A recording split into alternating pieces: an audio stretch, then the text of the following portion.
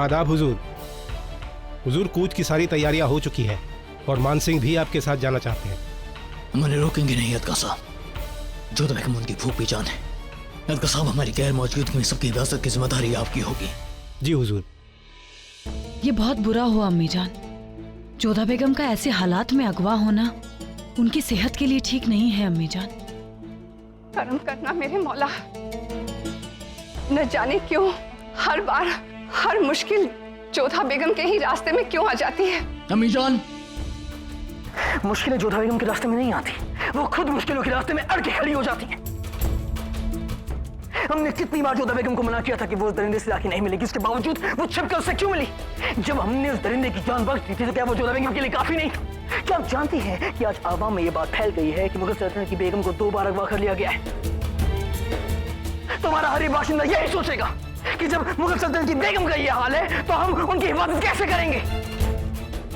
अमीजान, इस बार हम खुद अपने हाथों से उस खैबर का कत्ल करेंगे और जोधा बेगम को तो हम... अपने आप पर काबू रखो जलाल। ये मत भूलो कि वो सल्तनत को उसका वारिस देने वाली है। जोधा तुम्हारे बच्चों की मां बनने वाली है।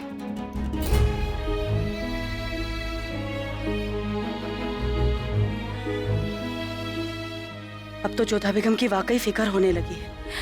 एक और खैबर उन्हें अगवा कर ले गया है और दूसरी ओर शहंशाह भी उनसे नाराज है।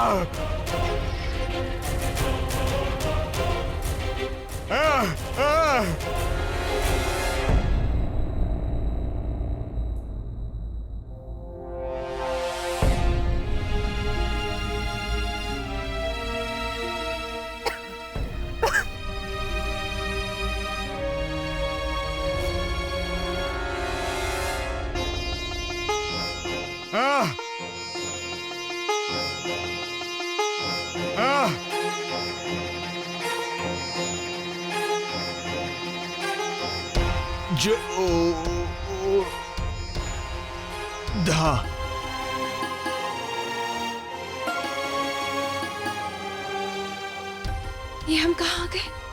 कहाँ लेकर आ गए तुम हमें? छोड़ कर आओ हमें वापस, नहीं तो तुम्हारे प्राणों पर बनाएगी। हे ईश्वर, सवेरा भी हो गया। इस कारण हम पूरी रात मूर्छित रहे। न जाने हम आगरा से कितनी दूर आ गए। ये क्या किया तुमने? हमने तुम्हें मुक्त किया और तुम हमें यहाँ पर लेकर आ गए।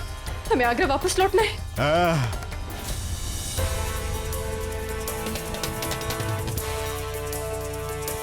ये तो नगाड़ों का स्वर है, अर्थात आसपास में कहीं लोग हैं। कदाचित कोई गांव हो सकता है।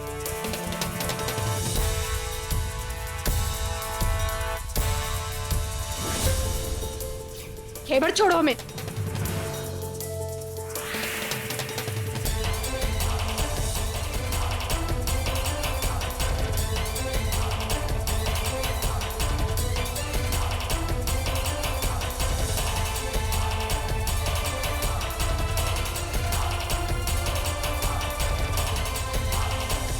सुनो सुनो सुनो, गांव वालों गौर से सुनो।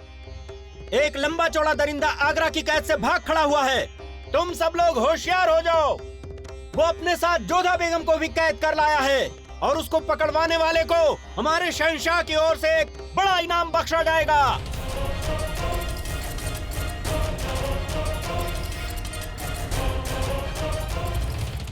हमें आसपास के जंगल में देखना होगा, हो सकता है वो वहाँ हो। अगर हमने उसका पता लगा लिया तो हमारे दिन फिर जाएंगे, लेकिन इतने बड़े जंगल में हम उसे खोजेंगे कैसे? अरे वो सब छोड़ो, जितनी बड़ी मेहनत उतना बड़ा इनाम। हाँ। वक्त जाया नहीं करो, चलो चल के ढूंढते हैं। हाँ, चलो आओ भाइयों।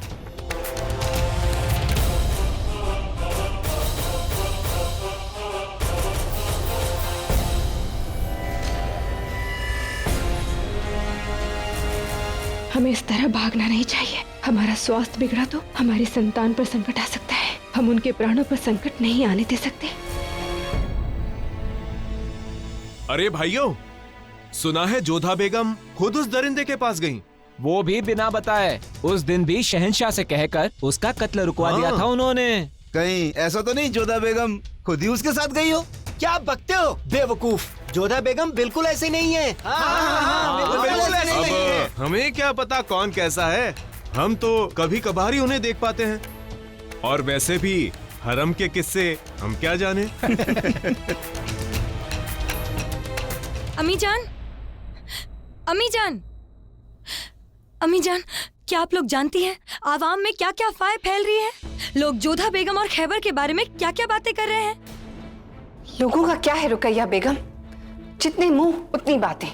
मगर अम्मी जान, उन्हें ये सारी बातें बनाने का मौका आखिर दिया किसने? जोधा बेगम ने ही ना। अब आप लोग ये मत कहिएगा कि इन सब में भी जोधा बेगम की कोई गलती नहीं है।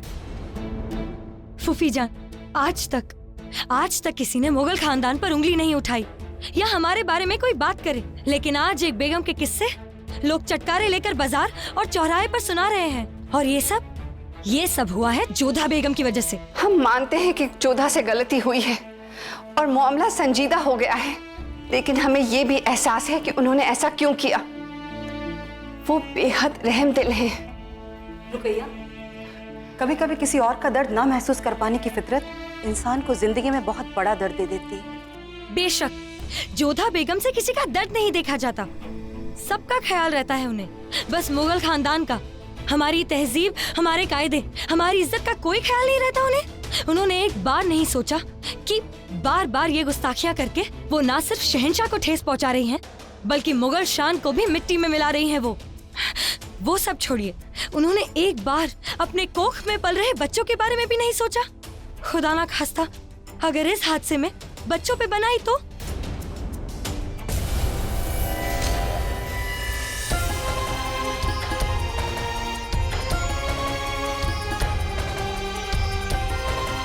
कि हमसे क्या हो गया? अब तक शहंशाह तक सूचना पहुंच चुकी होगी, बहुत क्रोधित होंगे वो हम पर, और जैसे जैसे समय बीतेगा उनका क्रोध और बढ़ेगा। क्या करे, कैसे यहाँ से मुक्त हों?